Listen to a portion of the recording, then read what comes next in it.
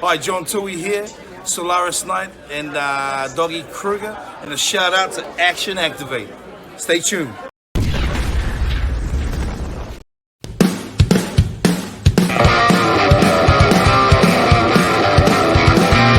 we come. There they go. People rise, 'cause they know we're super soldiers. We got cool clothes. You real smooth when you see our pose. Hang shit. Energize. Mask off. Time to ride. Combine. Grease ties. Hey, what's up? I'm Gazbot, and this is me looking for the branding Action Activate. And if this is Action Activate, then with me, as always, Big Dog with the hat. What's up? You and I unintentionally semi-matched today. that means nothing because I am wearing a black T-shirt and or hoodie, 70 to 99. A black Mighty Morphin t-shirt. Oh, okay. All right. Black on black on black. I like yours better. I actually just got rid of some of my old Ink One shirts from Why? They're great. back then. Well, because they're old. Oh, And I am a growing boy. Me too. I just wear them until they're threadbare. Yeah, the artist on this is Ink One. He does a lot of Ranger stuff. If anybody's interested, you can find him. I don't know, DeviantArt or not DeviantArt, like T Fury, all those online shops somewhere. Yeah. But that's not what we're here to talk about. What we're However, here to talk what about. we're here to talk about. We're here to talk about episode 3, season 2 of Dino Fury. Yes. I thought that'd be the title screen. I messed that up. I forget the name of it. Every time we start these, I'm like, what was the name of that episode again? Missing Pieces.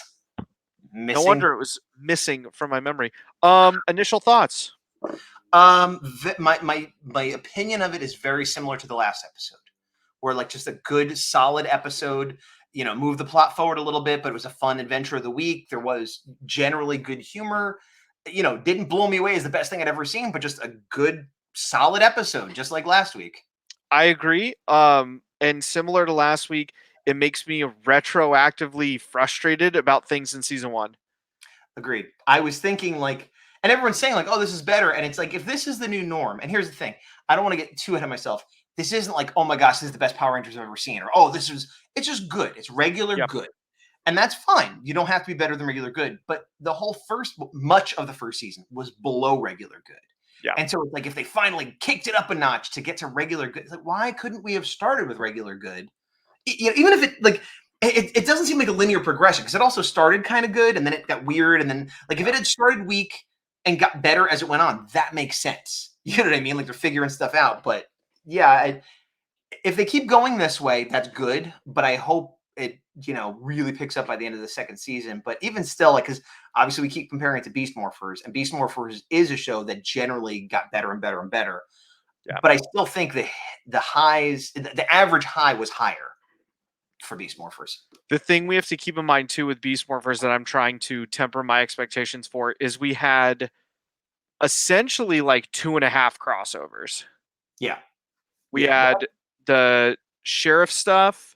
Mm-hmm. We had the Dino crossover, and then the finale referenced a lot of things. Well, but there was the Dino Charge crossover. Then there was like a little break of an episode or two, and then there was the Super Dino crossover with Mighty Morphin as well. So I count that as 2 because the Dino Charge crossover is its own thing. Could have been a standalone. They brought them back. There's 2 there, and the sheriff, and all the RPM stuff, because we had the final, but we also had a Dr. K episode. Like there was a lot of goods.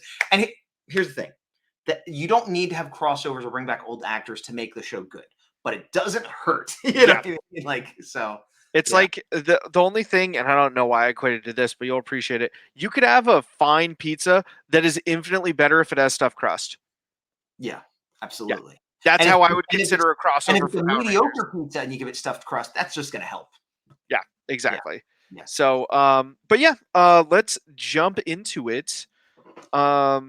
I watched this a couple days ago, so I need to remember some pieces as we go. But for the most part, like a few hours ago. I watched it over the weekend, I want to say. Okay. Which was good because I was excited to watch it. Yeah, I was too. I just didn't have time until today.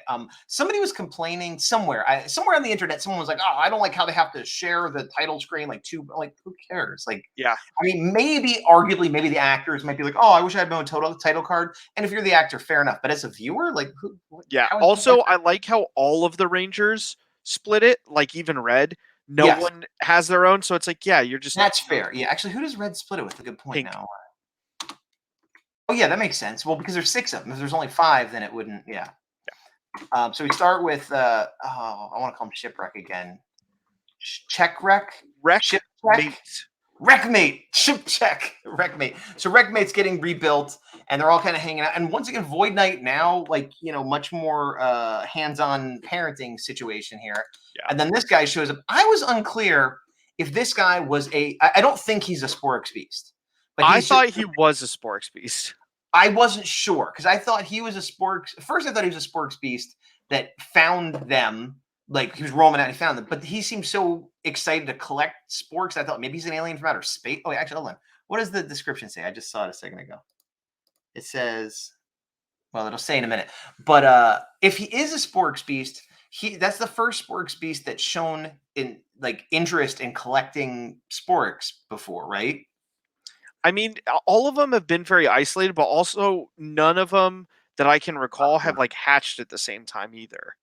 True. Yeah. It's not a big deal. I guess he probably is a Sporks Beast. But the way he teleported in, I thought kind of like with the Wreckmate guy that he was like from some other place, so some other origin.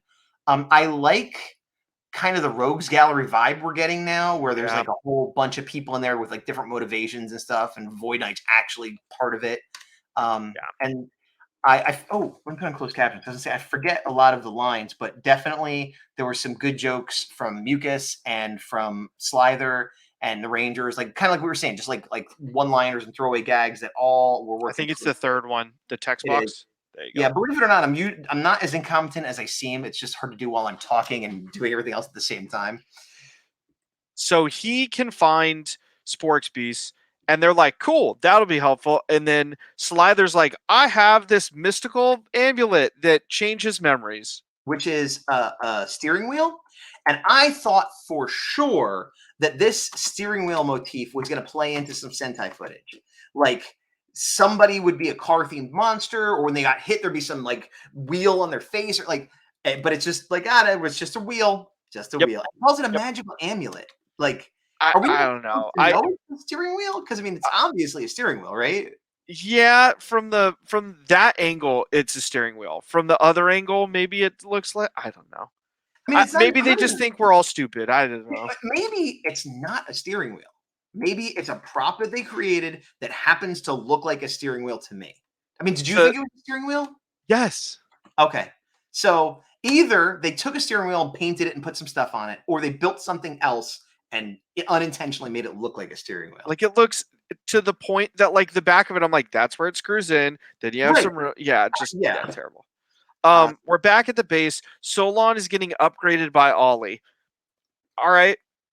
I mean, continuing the arc of making Ollie like more of a Billy type character, fine. And they did have a little back and forth between him and Hunter Deno, whose character's name is Pink Ranger. What?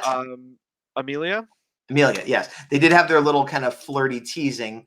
And she's like, "Oh, you think we'll play this video game?" And he's like, "Yeah." And he's like, "What? No, I'm kidding. What are you talking about?" Like, so I did like that. Like, after our complaints, that's like what we want to see more of, in my opinion, for this character, or these characters, I should say. So now we're back to looking for Rathcon. So we see this kind of star map, and it's like, here's what all the stars and planets and stuff look like. But this is an outdated map by 65 million years. Which that makes logical sense to me. Yeah. But they know they're looking for 3 suns. I thought it was interesting. Like, as long as we find 3 suns, like, that indicates that he didn't say it's then we're on the right track. He's like, then we found it, which indicates to me it's like the only known planet to have 3 suns, which is, or maybe the solar system has 3. I don't know. Well, I'm just saying, like, in a science, in an area that big where planets have multiple suns and whatever, it's just interesting that is Rathcon the only known planet to have 3 suns. That was the implication I got. It probably won't matter to the story at all. It's just Yeah. So meanwhile, Amelia's arm hurts. and there's a joke about some witch next door because of her superstition that fits, and Pop-Up said something about it. So even if we never see Pop-Up again, they're still keeping him in there. And then Ion's like, oh, we got the anti-magic blaster here. Let me hit you with that. And it doesn't do anything. So it's like, okay, I guess you just really hurt. Now, at this point, we're like, oh, I guess she slept on a funny, whatever. Like midway through the show, when they start talking about memory and stuff, I was like, it'd be cool if they'd already been in battles and didn't know. Like, this is like what a good show would do. Is like, okay, it's all about memory. So right from the beginning, they've already had their minds wiped, but we don't know it. And that's how she got the injury. And when later on, spoilers, that pays off, I was like, good job. Good job. Well done. Because I'd gotten so kind of cynical lately that I'm like, well, that's not what it's going to be. And then when it was, I was like, oh, it really was. Nice. Yeah.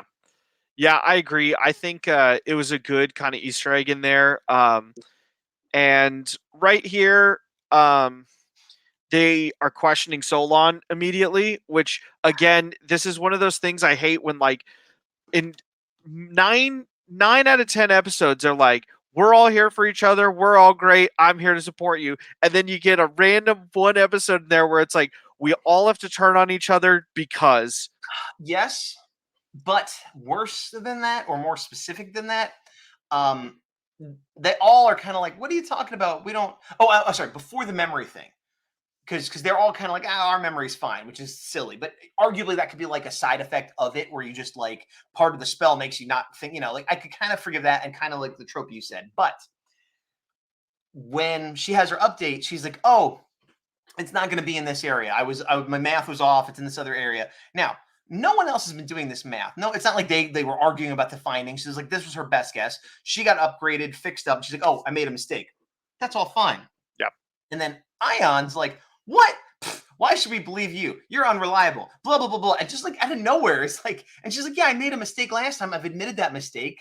I got fixed up and now I have a better point. And hey, Ion, why don't you break more things and hide it from us? It was just like, who are you to be jumping on her case? She's trying to help you, and she's admitting she made an error before she got an upgrade. It all makes perfect logical sense.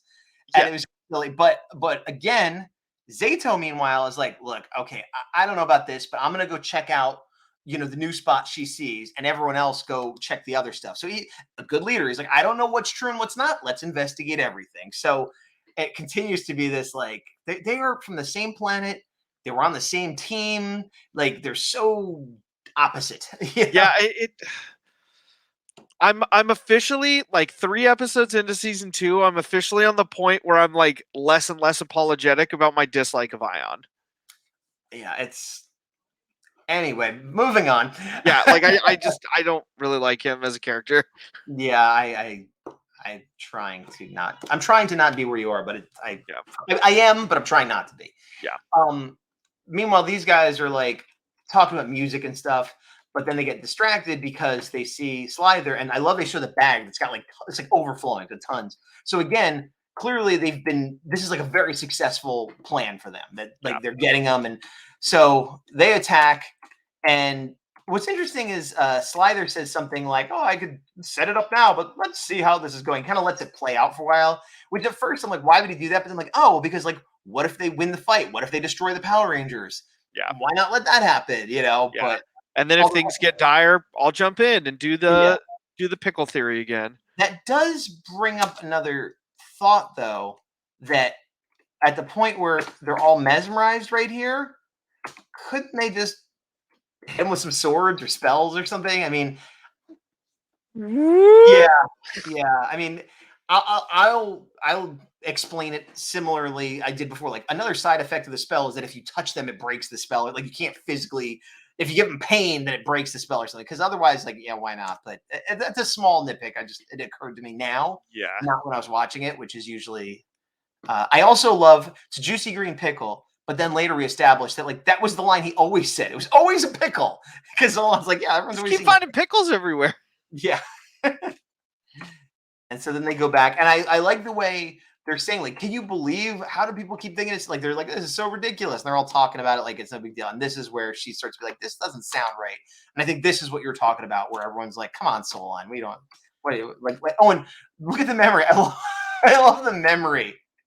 Where he shows her, and it's literally them picking up a pickle, and he's like.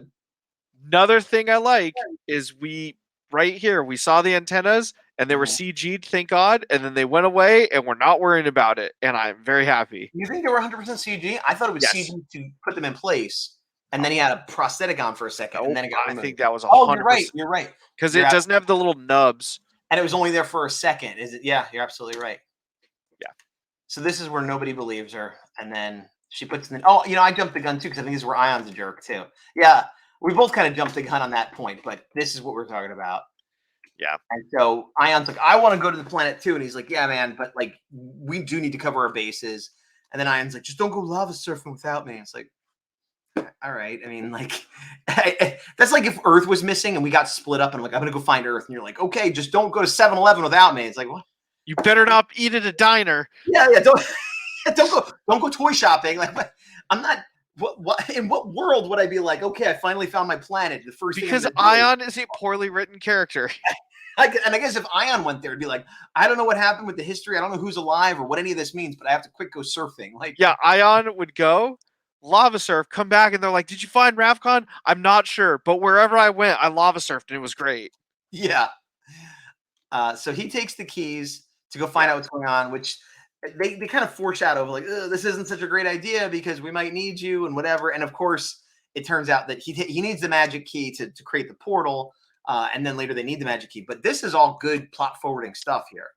One thing to harken back, because we brushed over it, when originally they were talking about Amelia's pain, he's like, oh, well, I'll use the light key because it repels magic. So if you were cursed, let's get rid of it. And that's why, tying into this, because these, like, we always joke that these are all MacGuffin keys, but this one, they actually did a really good job of establishing one of these does this. 2 of these does this. And one of these this episode, but they brought that up 1 or 2 other episodes in the past. So yes, absolutely, these keys, they have established very well what they do and why they're there. Yeah, I agree.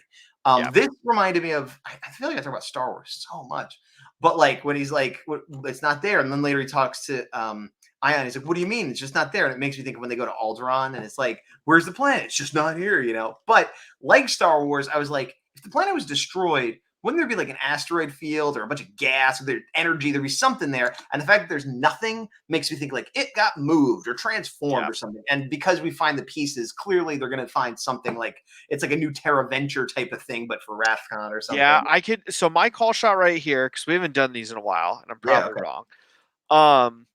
So obviously they were in the big fight. They got frozen 65 million years ago. Since then, stuff was happening. And what I think happened is Rathcon used like a lot of the Dino keys and powers that we've seen.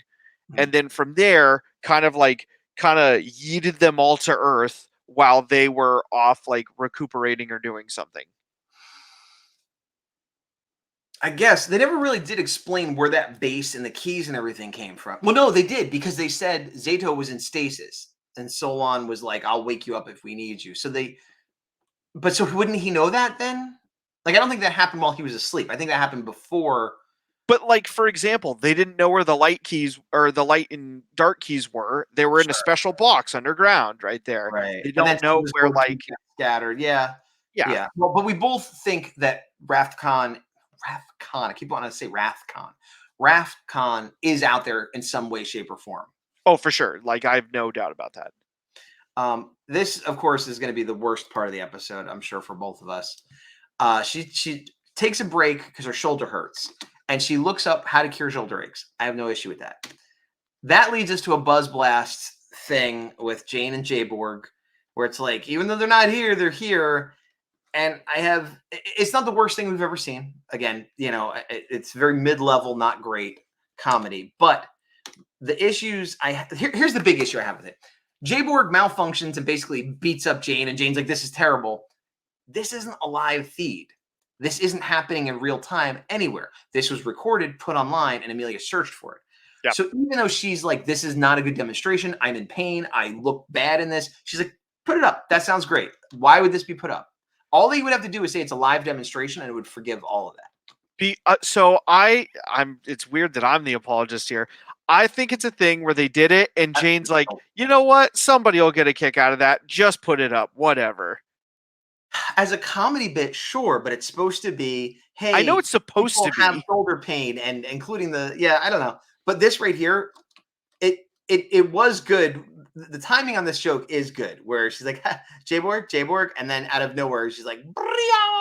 That the timing on that is good. Yeah. But all I can think of, like, she has to weigh as much as a person, but probably more. And she just landed with all, like, that should have broken her neck. Like, that was crazy, which comes back to them being cartoons. The way, oh, for sure. The way I see this, though, is when we saw their hot air balloon stuff, Jane was very forward about, like, oh, how'd your documentary go? Terrible. We're still going to post it, but it went real bad. Yeah, that's true. So, like, good, bad, or in between, she's about putting out the content and just being truthful about it. So, in her defense, that is what I'm going with. All right. I will say, though, I don't like this transition. I don't know why there's an egg beater. Yeah, or like, yeah. Oh, because let's mix it up. It was like a joke. It was like a Carrot Top prop comedy type joke, which I don't inherently hate. But it wasn't like they were doing a cooking segment and she used it. Just came ignore that. But honestly, that's just a bad joke, but it didn't break the laws of physics or anything. Yeah. I don't like that we cut from a pre-recorded segment from the past to another pre-recorded segment from the past. It just felt weird. I feel like I wanted a scene in between these. This edit just felt weird to me. Yeah. So, sorry, you first. Well, and it underscored how unnecessary the first part was, because they were all looking for footage of the Rangers in their fight to see if it matched up. She stopped looking, looked up a thing about her shoulder, and accidentally found footage of the fight. So this should have been found pretty quick, considering they half of them worked for Buzz Blast. But then in this scene, they have a little bit of her being goofy, and then the Pink Ranger comes and saves her, and it explains the shoulder. So, like, this scene did the job. And if anything, they could have made it a little bit more goofy if they wanted something funnier to happen. Yeah. It just, like, the massage one wasn't great. Following it up with a better, more informative, pertinent thing just seemed like, why did we even have that first part? I took it as all of the other Rangers are looking through their own data or their own, logs or whatever to find stuff. News feeds. They said, let's check the news reports and see what the Power Rangers, any reports of the Power Rangers, to see if they match up with their memory. So here's the thing. Again, giving credit in all the wrong places. They're looking for the news. Buzz Blast is not the news. It is a content site that sometimes tries to be the news. Sure, but if you put in like Power Rangers Sporix battle the last week or whatever, that would still come up at some point. I don't know. Fine. Yeah, that's it's explained poorly.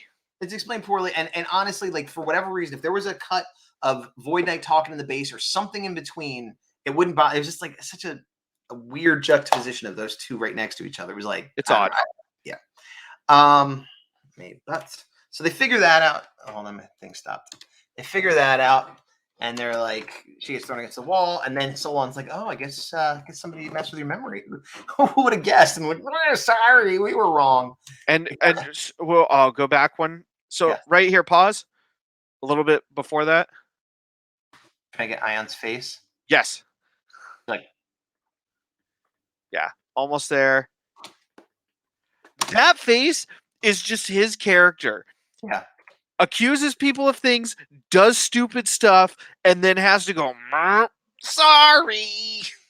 Yeah, but his apologies are always kind of like, I guess that's how it goes.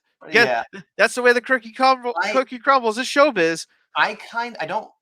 We know Zato gets back, but there was a part of me that was like, if he gets stuck out there in space in the Zord, I'm fine with that. Not that I want him to be out of the show, quite the opposite. I was excited to see what his like solo space adventure was going to be. You know what? You just made me want what? An Andros Zato kind of buddy cop little adventure. Oh yeah. That'd be so cool. So he finds he finds a little like satellite distress beacon thing and listens to it, and then he's like, oh, there's a message that I can't decipher. Hopefully we can decipher it later. He says it sounds familiar. Yeah. And then we cut back. Oh, there's a Sporix sighting. Well, we can't fix ourselves if we get hit with the memory blast because Zato has the key. Tell Zato to come back, but we got to go. I thought, because like it's going to be dangerous, but what could we do? I like that. Like we know this is a trap, but we're Rangers. What I thought they would do, like if I was on the team, I'd be like, let's split up. We're thinking the same thing. Yeah. And they go in, and if they get hit, it's like, okay, well, now they used it. We saw what happened. And Your A team, your B team. Yeah. So it's weird that they all went in at the same time like that. But, Yeah, I mean, Ryan gets the call out. and again, cinematography-wise, all this is really cool. Yeah, the fight is great. They bring the henchman in, and it's a henchman and a couple generals. Then he brings out the steering wheel of forgetfulness. They all get hit with confetti for some reason. Yeah. I wonder, probably a lot of this is Sentai footage, and I wonder, maybe it does make more sense in Sentai. Maybe I was thinking it was a villain, like a kaiju or something that was like auto-themed. Maybe it's more about the civilian stuff. Maybe like there was some car-themed civilian plot that we didn't have in Power Rangers, and he took it from like one of their cars or something. I think it's more American than you think, and that's why it's so frustrating.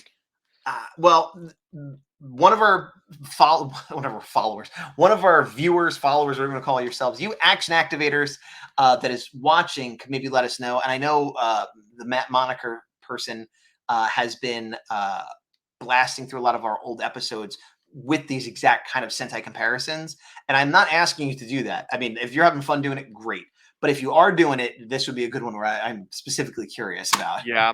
Zato comes in with the bike, ruling the day, man. I love it.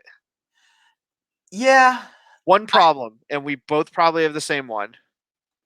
The CGI background is a bit much. No. How good is that bike if you just full on blast Slither out of nowhere and then he lives? And then hit him with it. But I think that's because Slither has general armor. He's the main character. He has plot armor, yeah, but it is unfortunate. It's like, then don't hit him as much. Okay, now I'll be the apologist. He wasn't hitting Slither to like destroy Slither. He's like, I got to get rid of that amulet. So the first volley was like, bah, bah, bah, bah, get him off balance and kind of, whoa, the amulet. And then he hit him with all his might on the amulet. That was where his focus. You know, it's easier to get rid of the amulet when there's not a Slither holding it. Yeah, but if you're trying to defeat a big bad, is like if you destroying a weapon is easier than destroying the villain and the weapon. You know what I mean? How many times have they fought Slither and not destroyed him? Right? How many times have they had the drop on him with their MacGuffin power-up bike and hit him directly to the point of knocking him off balance that you could just finish him off with your Dino Force strike, whatever? Is like three monsters and a bunch of henchmen against just Zato and his bike, because all the Rangers are useless at this moment. So if he tries to go for Slither and fails, he's all by himself against everyone. Or if he gets Slither, everyone else is still here. But if he gets the medallion, he gets his team back. That's the smart play. You go for the medallion. Ninja Steel. Agree to disagree. No, Ninja Steel! I did it. It's too late. Floated out in the ether, but this looks like Sentai footage right here. I love this armor suit. Yes. It's a shame that it's so specific, like anti-magic, but he looks like some kind of crusading white knight. Like I wish this was his standard power-up. I think it's so cool looking. The only thing I wish is there was like a little plate on the red on top, like a little gold plate or something right there. But I really like it a lot. We need more scenes with other people wearing armors other than just Zato and Ion together. Agreed. Yes. Yeah, those armors are great. We fight here. Again, the armor, for whatever reason, is underutilized in this season, for better or worse. But good fight overall. I liked this, where they had done the flash earlier.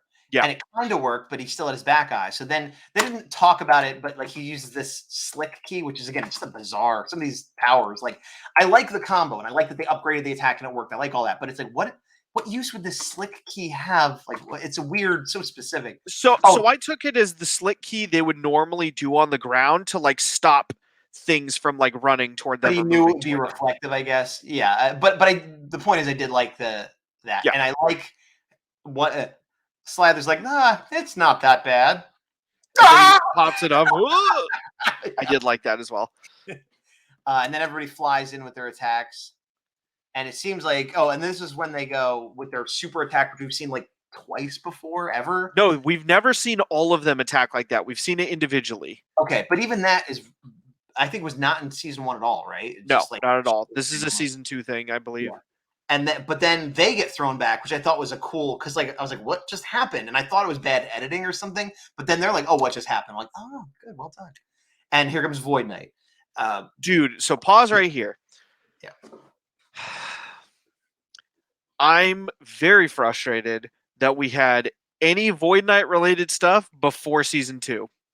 Yeah, I agree. Just let him, or just let him be like in his cave the whole time. Let him just be like, and then finally he's like, I guess I need to take matters into my own hands, and comes out and does whatever. Like one thing kind of harkening back that I remember, the first time we saw the big bad fight, I believe was season 2 of Mighty Morphin, where somehow they need to go to the base and Tommy fights Lord Zed, and it's a thing of like, I remember as a kid watching it and being like, oh wait, is he just like really powerful, like helping other people, or can he actually like go for it? And he was rocking it, and I'm like, oh my gosh, okay, this is like the bad guy to be reckoned with. And this was the same thing. He comes in, stops their full team attack, and then just wrecks them, just straight wrecks them. Yeah. Which, to the point prior, that seemed like a pretty good time to destroy him if you were ever going to do it.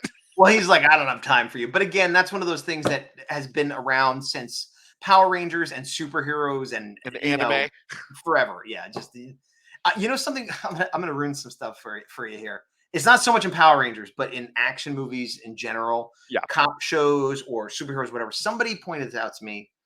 I saw a video on this. Somebody somewhere pointed this out, and it like I was like, oh my gosh, that's so true.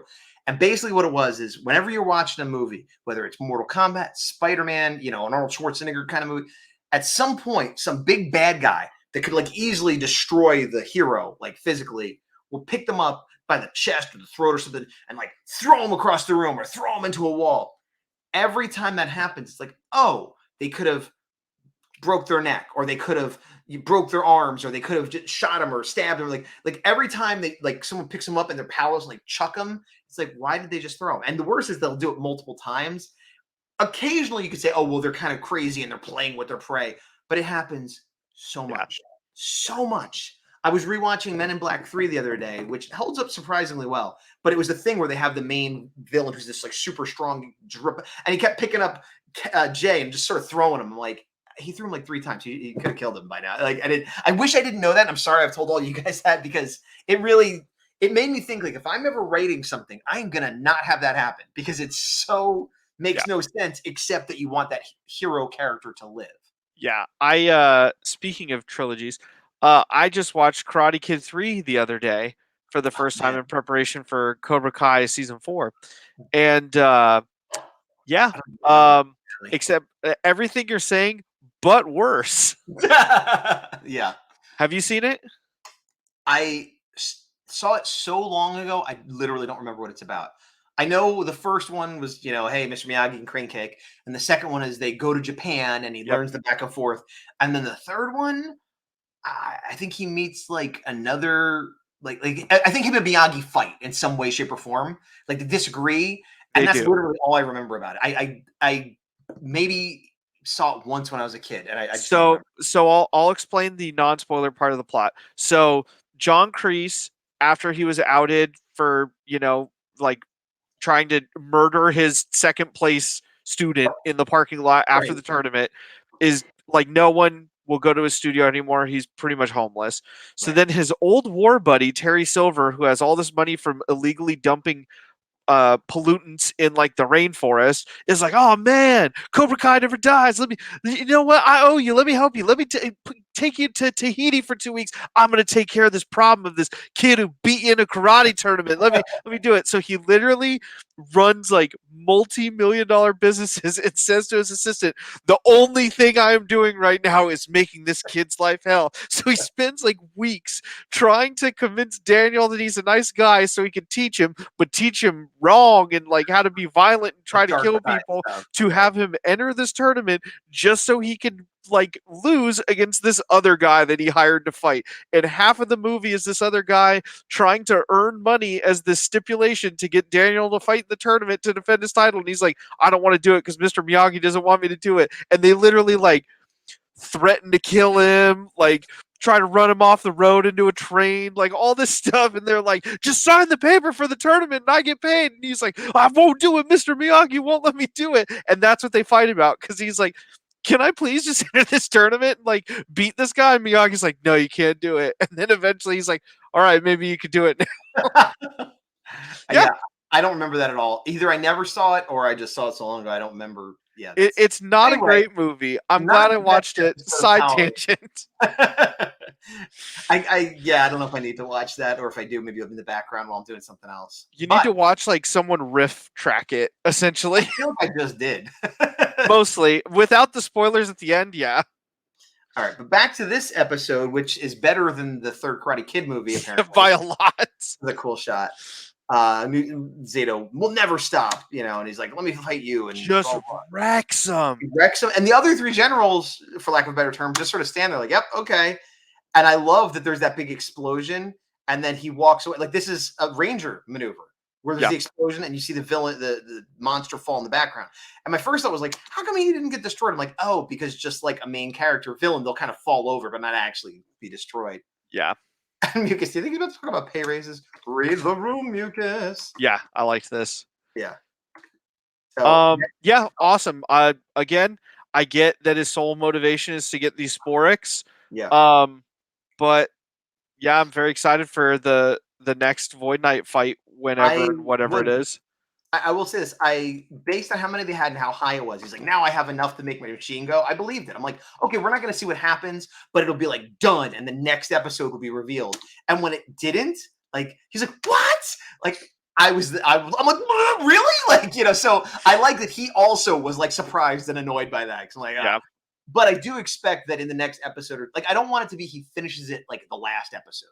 I want it to be finished. And maybe we don't know what happens right away, but like, I want it to be done soon and move on from that. Have you been spoiled at all? No. Okay. I know nothing about anything. It's been really good. One person in one of the comments said something that seemed vaguely spoilery. It was more of a negative spoiler of like, this thing won't happen in the next 11 episodes, which I would prefer not to have known that, but it's not the same as knowing something will happen. But other than that comment, no, I've not seen anything. Have you? I saw a mild spoiler. I'm pretty sure I put 2 and 2 together with it.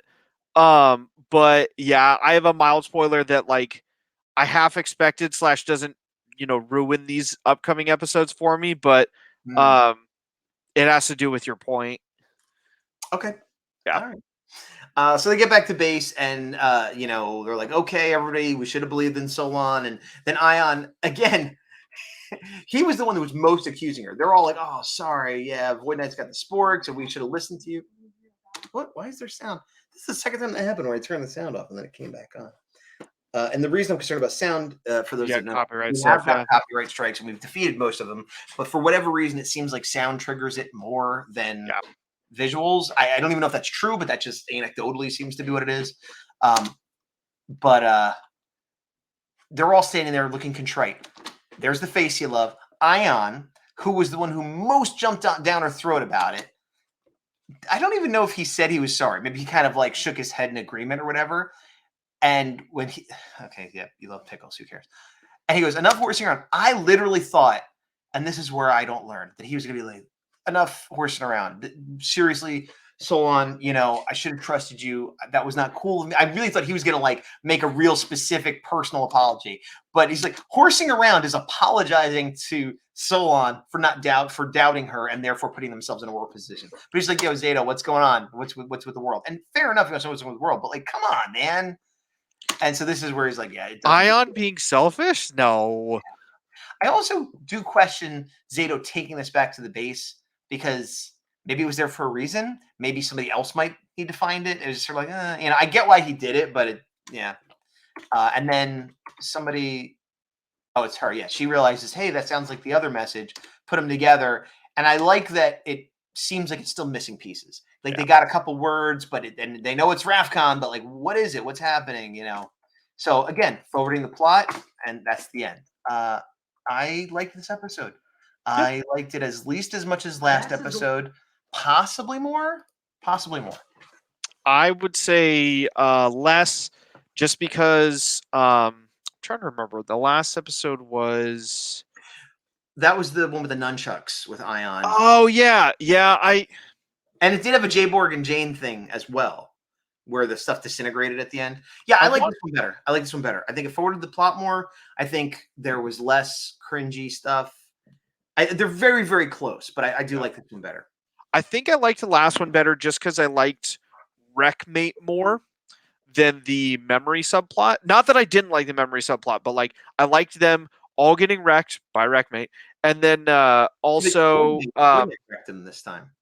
I know he did, but it was so brief. Like he did it great and spectacularly, but like the whole episode was, how are we going to beat the souped up general? Right. And this one was incompetence breeds incompetence in the base. You know, one thing I just thought of now is they didn't destroy. What was the guy's name? Eyesore? No, it wasn't Eyesore. Oculus, the eye guy. They didn't destroy him. Not the eye guy, but the creature with eyes. Creature with eyes. I think it was Oculus or Oculoid, something with ocular. Oculi. Yeah, he never got destroyed. Oculi. That very, very nice. That is, I hate this. That is not his name. That is not his name. It is now. What? It's Shipwreck and Oculi. Yeah, well. Yeah, I guess I'm not one to talk about getting names wrong. But I'm usually saying, I know this is wrong. And you're like, good joke. No, that's what we're going to call him. I'm going to call him that going forward. You could call him whatever you like. But the reason I brought it up was that it occurs to me that, oh, yeah, so theoretically, even without the memory wipe thing, they should be able to get a bunch of Sporix easily and quickly, because with him seeing stuff, they just zoom in. Because even during the fights they've had, it wasn't like they had one. It's like, I've got like 4 in the back. So even if one fight they lose, like really they only need to get like 2 or 3 more is what it seems like. So I hope that happens in the next episode or 2. Yes. You just reminded me that this actually mirrors one of the subplots of Beast Morphers, and I didn't realize it till right now. Bucks needing enough Morphex to where they did the whole distraction thing, where they're like just all over the city, just wreck stuff. Just go, and then everybody's going to be all torn, and then, hey, Roxy, pretend like you're in love with Ravi and you're not actually evil, and like all this stuff. How does that mirror what's happening right now? Because one of them was they spread everybody out. Yes. And then not this episode, but in a previous episode. Beast Morphers. Yes, with the general. Well, that was Slither and Wreckmate you're talking about. I'm talking about Beast Morphers, and then this episode, instead of doing the spread out subplot, which we hope happens now that the memory amulet thing is broken, they didn't have to do that because they're like, well, we'll just go and then wipe their memory, and then go and then wipe their memory, and then go. I guess you're like, this mirrors that the way they did it in Beast Morphers, and I don't see how they hatched a plan to get a lot of the Morphex or Sporix that they need to power Big Said machine of Big Bad Guy. The fact they need to collect, I was with you, but the mode in which they were doing it is not at all similar. And the mode's different. I'm saying now I think it's going to be like what we saw in Beast Morphers. You're predicting that what's going to happen is what we saw in Beast Morphers. Yes, I hope that. Feel free to predict that. That I don't disagree with a prediction, but I thought you were saying that's what we saw, and I'm like, I did not see that. No, what I meant was, I didn't realize that a major subplot of the villains is we need a resource and we need to steal a lot of it for the big machine to go boop. That is true. And we did just see that last season, but I feel like that's happened in several seasons where they're trying to collect the whatever. Nope, never happened. Only these 2. I was wrong.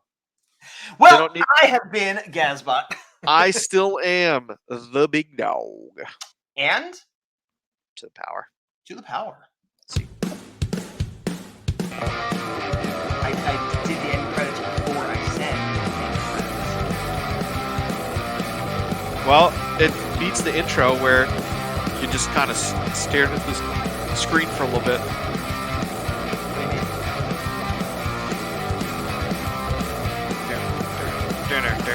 What do you mean? The beginning of this episode, I stared at the screen? Yeah, because you were trying to find the banner. I don't remember that happening. Yeah, well, the tape never lies. I don't remember ever just